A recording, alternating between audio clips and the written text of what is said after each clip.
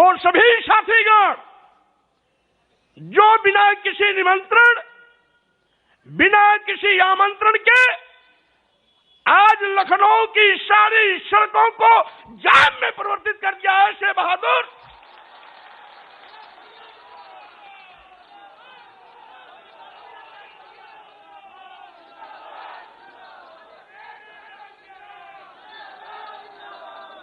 बहादुर सभी सम्मानित भाइयों, बहनों, नौजवान साथियों, मीडिया के हमारे सम्मानित साथियों, भाइयों, जैसा कि आप जानते हैं,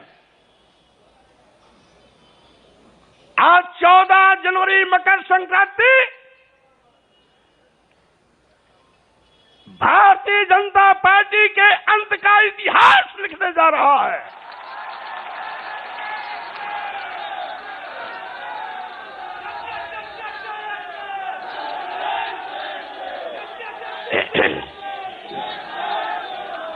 आज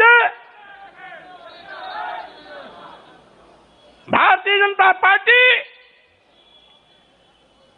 के वो बड़े बड़े नेता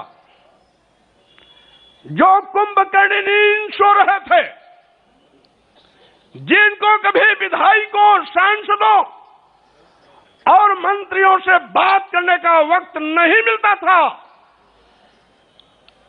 हम लोगों के इस्तीफा देने के बाद उनकी नींद हराम हो गई है, नींद ही नहीं आ रही है।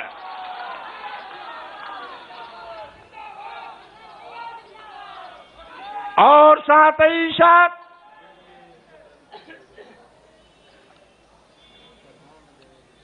भारतीय जनता पार्टी के कुछ लोग कहते हैं कि 5 साल तक क्यों नहीं इस्तीफा दिया, और साथ ही साथ कुछ बददिमाग लोग ये भी कहते हैं कि बेटे की चक्कर में भाजपा छोड़ा। मैं ऐसे लोगों से कहना चाहता हूं,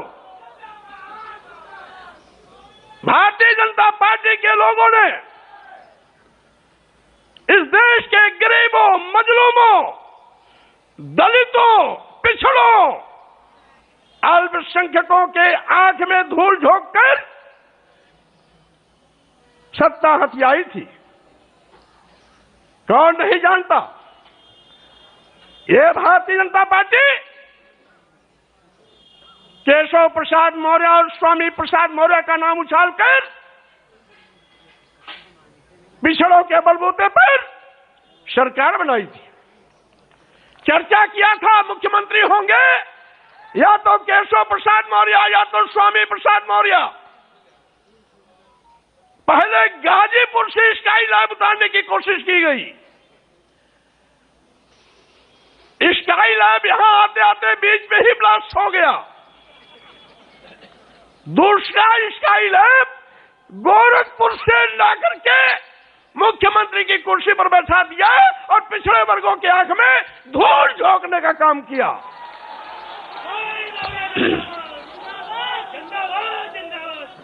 आज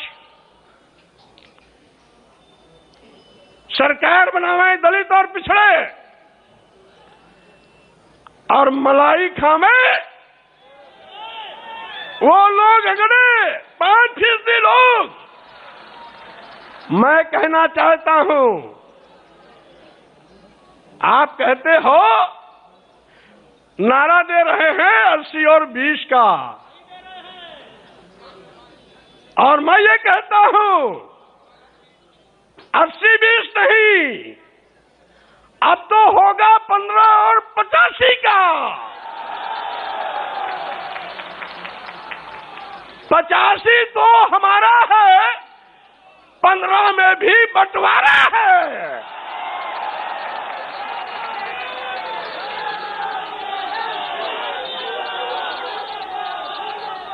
आप दुहाई देते हो उत्तर प्रदेश की सरकार को, मैं चेतावनी देता हूं। आप कहते हो हम हिंदू कार्ड पर चुनाव जीतेंगे। अगर आप बड़े हिंदू के हमदर्द हैं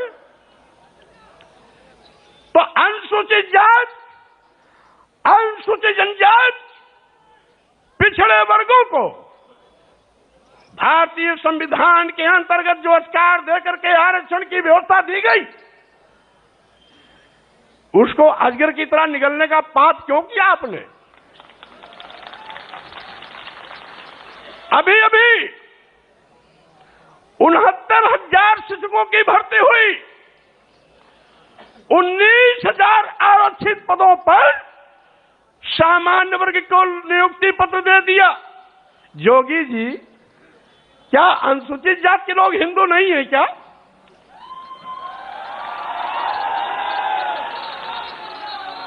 क्या अनुसूचित जनजाति के लोग हिंदू नहीं है क्या? क्या 54% वाला पिछड़ा वर्ग हिंदू नहीं है क्या? और अगर 23% वाले अनुसूचित जाति और जनजाति के लोग हिंदू हैं, 54% वाले पिछड़े वर्ग के लोग हिंदू हैं, तो इन 54% और 23% के आरक्षण को आप क्यों निगल गए? क्यों दूसरों को इनका हिस्सा दे दिया? आप बड़े हिंदू के हमदर्द बनते हैं। और यही नहीं, मैं कैबिनेट में था, एक प्रस्ताव आया, बिना एडवर्टाइजमेंट निकाले, बिना आवेदन पत्र मांगे कैबिनेट में चिकित्सा शिक्षा विभाग का एक प्रस्ताव आया कि चूंकि अनुसूचित जाति, जनजाति और पिछड़े वर्ग के अभ्यर्थी उपलब्ध नहीं हैं, इसलिए इनकी जगह को सामान्य वर्ग से भर दिया जाए। हमने कैबिनेट में करारा विरोध किया। हमारे विरोध पर मुख्यमंत्री ने भी अपनी सहमति जताई। सहमति जताने के बाद भी उस नियुक्ति पर रोक नहीं लगाई। ये हमदर्दी है। और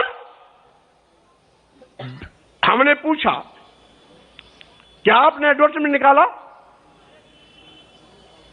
नहीं। तो हमने ये कहा, आपने लिखा कैसे? एक बार विज्ञापन निकलता, दोबारा निकलता, तिबारा निकलता, और तीनों बार में जब कोई आवेदन नहीं आते तो इस प्रकार की नोटिंग होती। आपने बिना आवेदन लिए, बिना एडवर्टाइजमेंट निकाले, ये लिख करके सीधे सीधे आपने पिछड़ों और अनुसूचित जाति, अनुसूचित जनजाति के आरक्षण के हिस्से की सीट सामान्य वर्ग को दे दिया। यही नहीं, अब तो सरकारी संस्थान भी निजी क्षेत्रों में दे रहे हैं, क्योंकि न रहेगी बांस न बजेगी बांसुरी। यानी जब सरकारी संस्थान निजी क्षेत्र में चले जाएंगे तो आरक्षण देने की जगह ही नहीं रहेगी। आरक्षण अपने आप खत्म हो जाएगा, क्योंकि निजी क्षेत्रों में आरक्षण वैसे भी नहीं होता। तो जोगी जी, मैं ये कहना चाहता हूं,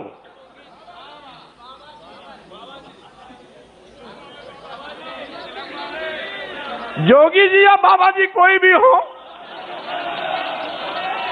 मैं ये कहना चाहता हूं, मुख्यमंत्री की कुर्सी पर बैठ करके पाप करोगे और साथ ही साथ दुहाई देगो हिंदू की। क्या आपकी नजर में कुछ बड़ी जात के लोग हिंदू हैं क्या? अनुसूचित जात के नहीं है, अनुसूचित जनजाति के नहीं है, आदिवासी नहीं है, पिछड़े वर्ग के नहीं है, तो वही 10-5% अगर आपके हिंदू हैं तो आपका खटिया खड़ी बिस्तरा गोल होना तय है। क्योंकि बंटवारे की लाइन आपने खींच दिया है। अब तो अनुसूचित जाति, जनजाति, आदिवासी, दलित, गरीब, पिछड़े, मजलूम सब एक साथ खड़े होंगे और 8-10% जो आपके साथ, जिसको आप हिंदू मानते हो बड़ी जाति, और आपके साथ खड़ी होगी और उसमें भी हम बंटवारा करेंगे, क्योंकि उन बड़ी जातियों में भी कुछ समाजवादी चिंतन के हैं और कुछ अम्बेडकरवादी चिंतन के हैं। इसलिए साथियों, मैंने कहा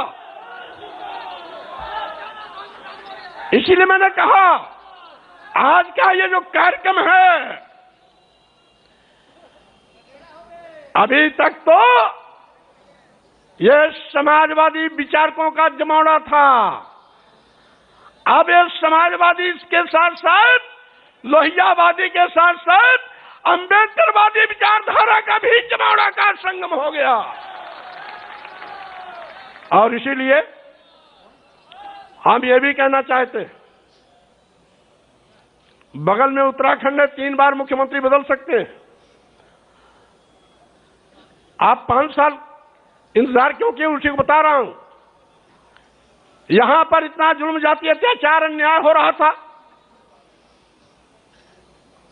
लखीमपुर की घटना, हाथरस की घटना, गोरखपुर की घटना के साथ साथ 2 दर्जन ऐसी घटनाएं हैं जहां FIR लिखने में आपने हिलावाली किया, और साथ ही साथ जहां गोरखपुर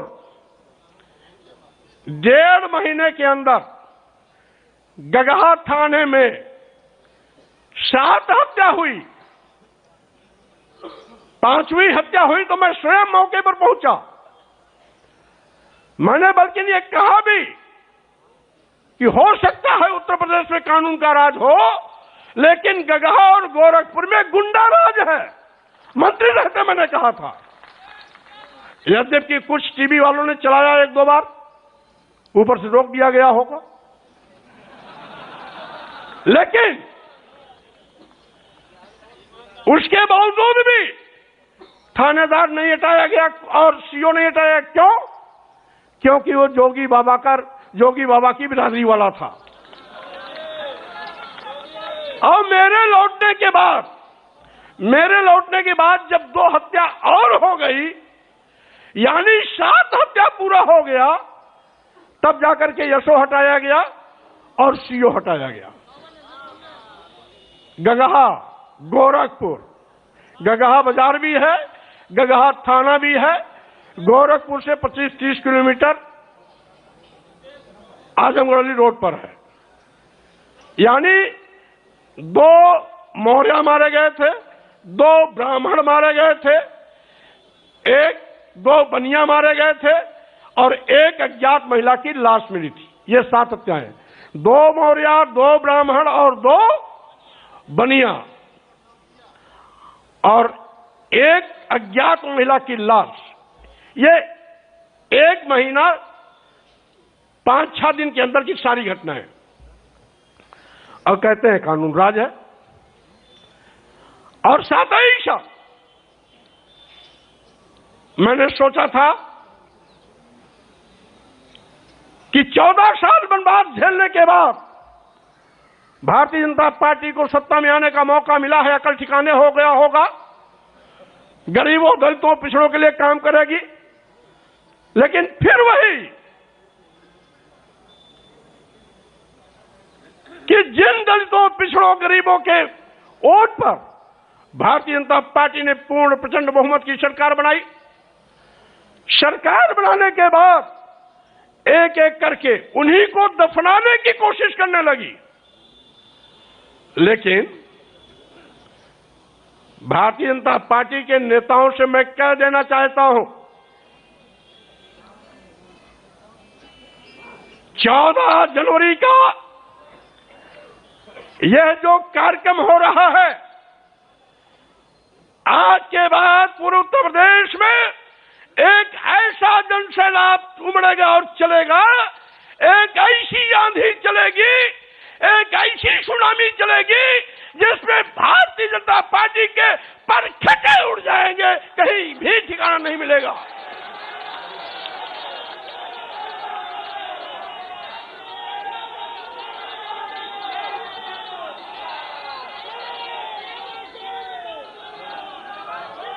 साथ ही साथ मैं ये भी कहना चाहता हूं, स्वामी प्रसाद मौर्य ने पार्टी भले न बनाई हो, लेकिन किसी भी पार्टी से हैसियत कम नहीं रखते हैं। उनके पास जनाधार की कमी नहीं है। आज हमने समाजवादी पार्टी के राष्ट्रीय अध्यक्ष अखिलेश यादव जी से हाथ इसलिए मिलाया कि अखिलेश यादव जी नौजवान हैं, पढ़े लिखे हैं, नई ऊर्जा है। मैं प्रदेश के लाखों लाख करोड़ लोगों का हुजूम आपके नेतृत्व के साथ खाकर भारतीय जनता पार्टी को नस्ताबूद करने का काम करूंगा। और साथ ही साथ मैं ये भी चुनौती देता हूं, जिसका मैं साथ छोड़ता हूं उसका कहीं अता पता नहीं रहता है। हमारी बहन जी इसका जिंदा मिसाल है। जब तक साथ था बार बार मुख्यमंत्री बनती थी, उनको घमंड हो गया था एको अहम द्वितीयो नास्ति। बाबा साहब के मिशन से हट गई, मानवर कांशीराम को भूल गई, मानवर कांशीराम के सामाजिक परिवर्तन आंदोलन को डुबोने का काम करने लगी। मानवर कांशीराम जी के आंख मूंदते ही मानवर कांशीराम जी का नारा बदल दिया था। जो मानवर कांशीराम जी ने नारा दिया था, जिसकी जितनी संख्या भारी उसकी उतनी भागीदारी। बहन मायावती जी, मानवर कांशीराम के इस नारे को बदलकर दूसरा नारा इजाद किया कि जिसकी जितनी तैयारी उसकी उतनी भागीदारी, का मतलब थैली वालों के पीछे खड़ी हो गई। मैंने विरोध किया, नहीं मानी, साथ छोड़ दिया। आज कहीं अता पता दिखाई नहीं पड़ता उनका।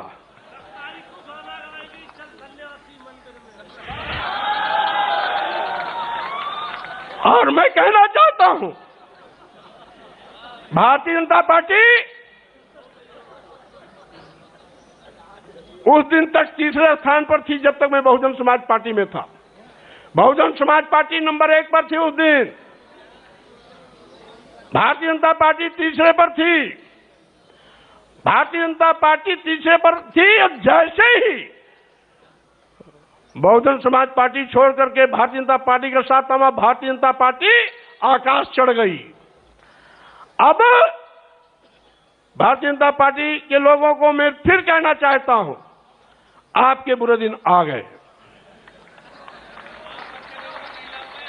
और साथ ही साथ अब मैंने आपका साथ छोड़ा, मेरे बाद साथ छोड़ने वालों का एक लंबा कतार चल रहा है। आज के बाद भी ये इस्तीफा देने का सिलसिला चलता रहेगा। और साथ ही साथ 2022 के विधानसभा चुनाव में जब 10 तारीख को परिणाम आएगा, तो 2017 के पहले जो भारतीय जनता पार्टी का आंकड़ा था 42 विधायक और 45 विधायक का, मैं दावे के साथ कहना चाहता हूं, इन नौजवानों की कुवत के बिना पर आपको फिर पुराने आंकड़े दहाई पर लाके खड़ा करने का काम आउटसोर्सिंग के माध्यम से टाफी देकर के फुसलाने की कोशिश की गई। हमने कैबिनेट में भी आउटसोर्सिंग भर्ती का विरोध किया। हमने कहा जब सरकार पर कोई आर्थिक भार की कमी नहीं होती है, पूरा पैसा खर्च होता ही होता है, तो आउटसोर्सिंग को क्यों, सीधी भर्ती क्यों नहीं?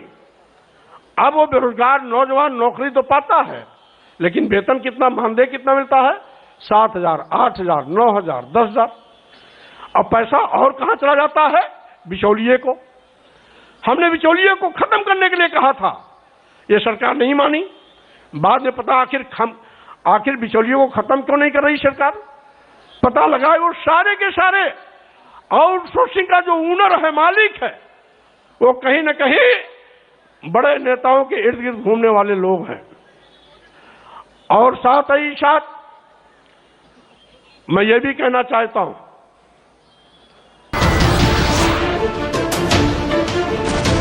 नमस्कार, मैं हूं मानक गुप्ता। अगर आपको हमारा ये वीडियो पसंद आया हो तो इसे लाइक और शेयर जरूर करें, और हां, हमें सब्सक्राइब और फॉलो करना ना भूलें ताकि आप देश और दुनिया की कोई खबर मिस ना करें। तो जुड़े रहिए हमारे साथ और देखते रहिए न्यूज़ 24।